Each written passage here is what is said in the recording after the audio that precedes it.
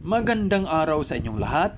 Ngayon ay ating pag-aralan ang tungkol sa mga mungkahing paraan upang mabawasan ang epekto ng kalamidad.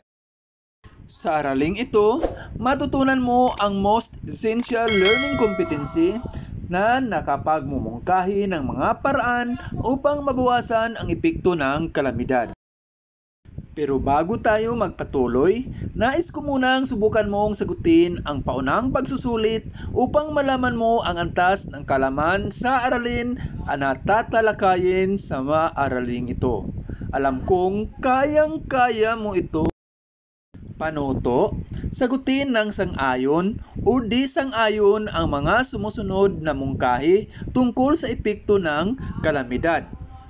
Una, ang maling paggamit ng likas na yaman ay maaaring maging epekto ng kalamidad. Sang-ayon ka ba o di sang-ayon?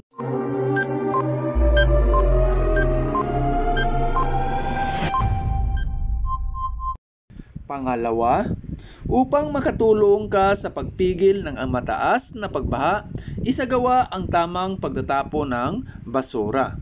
Sang-ayon o di ka sang-ayon?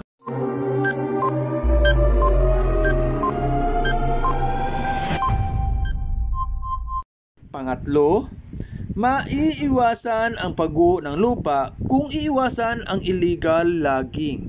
Sang-ayon ka ba o hindi?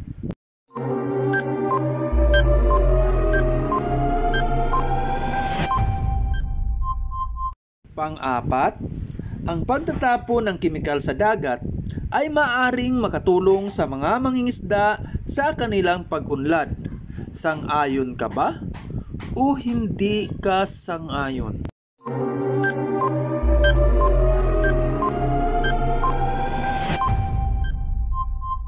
At pang-lima, dapat laging handa para maging ligtas sa anumang darating na sakuna.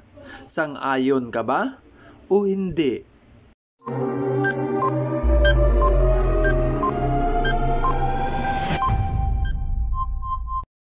Kumusta ang paunang pagsusulit mo? Nadalian ka ba? Kung ang score mo ay 4 o 5, binabati kita. Pero kung ang score mo naman ay mababa, okay lang yan. Huwag malungkot, may pagkakataon pa para mapabuti ito. Ngayon ay magbalik tanaw tayo sa nakaraan nating aralin. Subukan mong sagutin ang mga sumusunod na tanong ayon sa iyong pang-unawa. Kapag may bagyo, ano ang kadalasang nangyayari? Ano-ano ang mga bagay na naapektuhan? Nakasaksi ka na ba ng kahit anong sakuna na naganap sa ating bansa? Anong sakuna iyon? Ano-ano ang ginawa nyo? Sa iyong nasaksihan, ano-ano kaya ang maaari mong gawin upang maiwasan ang epekto nito? May sagot ka na ba sa mga tanong? Magaling! Ngayon ay dumako na tayo sa ating aralin. Alam mo ba na napakahalaga ng ating aralin na tatalakayin sapagkat ito ang iyong magiging gabay para mabawasan ang epekto ng kalamidad.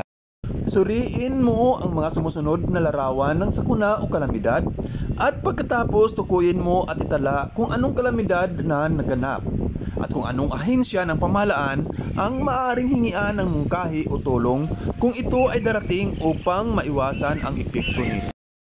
Taon-taon may mga kalamidad na dumarating sa ating bansa na madalas nakapipinsala sa buhay ng tao at maging ang kanilang kabuhayan.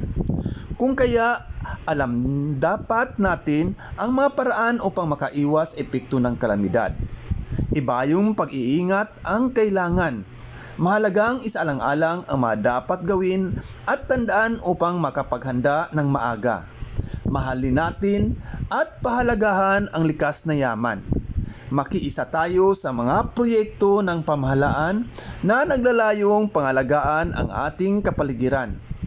Maaaring mababawasan ang epekto ng kalamidad kung alagaan natin ang ating kapaligiran. Dapat nating tandaan ang mga sumusunod. Una, Iwasan ang magtapon ng basura sa ilog at kanal para di magbara ang daluyan ng tubig at maiiwasan ang pagbaha. Pangalawa, iwasan ang pagputol ng puno upang maiwasan ang pagguho ng lupa o soil erosion at biglaang pagbaha o laslat. Pangatlo, maging alerto sa mga babala at anunsyo mula sa radyo at telebisyon kung may bagyo.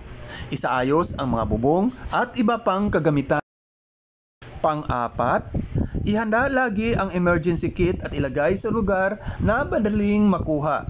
Mahalagang isalang-alang ang lugar na napagkasunduan kung saan magkikita at may listahan ng numero ng telepono. At panglima, maghanda ng mga kakailanganin tulad ng dilata, tubig, bigas, gamot, flashlight, mahalagang dokumento at iba pa. Ngayon, subukan mong sagutin ang mga katanungan para sa paglilinaw sa ating aralin. Una, batay sa aralin na iyong narinig. Ano ang kadalasang nakapipinsala sa buhay ng tao at ng kanilang kabuhayan?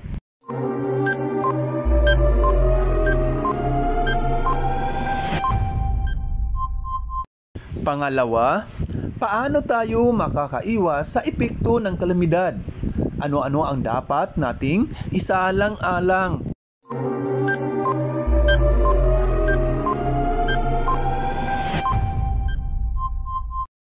Kung may mabalitaan kang parating na kalamidad tulad ng bagyo, ano ang una mong gagawin?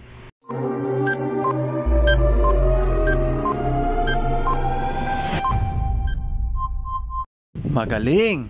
Naayos mong nasagot ang mga tanong at malinaw na rin sa iyo ang ating aralin. Ngayong alam mo na ang mga kalamidad na nagaganap, sige nga, tingnan natin ang talas ng isipan mo. Hulaan mo kung anong sakuna o kalamidad ang tinutukoy sa bawat bilang. Isulat sa papel ang iyong sagot. Una, kalamidad na nagaganap na maraming tao ang lumilikas sa mataas na lugar. Anong kalamidad ito?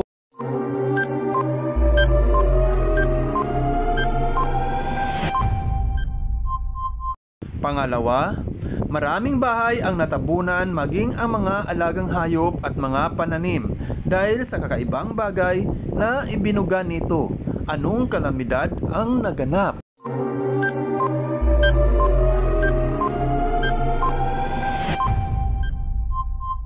Pangatlo, ito ay pangyayaring naganap sa Leyte. Maraming bahay ang nabuwag at tinangay ng rumaragasang malakas na agos ng tubig. Anong sakuna ito?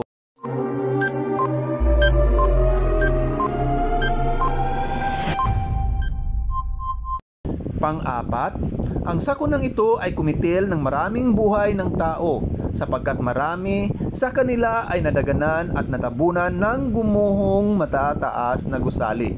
Anong sakuna ito?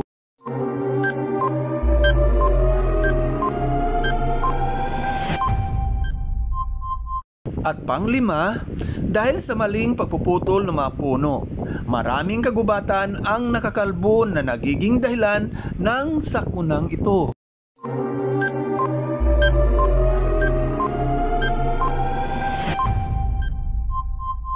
Nasagutan mo ba ang unang gawain?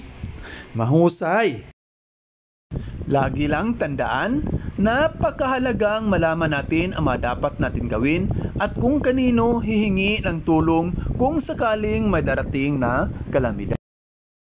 Ngayon, maaari mo nang sagutan ang iba pang bahagi ng module tulad sa pag-alam sa natutuhan, panghuling pagsusulit at ang pagninilay. Muli, ito si Maestro Todeo na nagsasabing ang sakuna ay maiwasan kung may paghahanda at sumunod sa batas na pinapatupad ng pamahalaan at ugaliin ding makinig sa magulang upang makaiwas sa kapahamakan. Maraming salamat. Bye-bye. Ingat tayong lahat.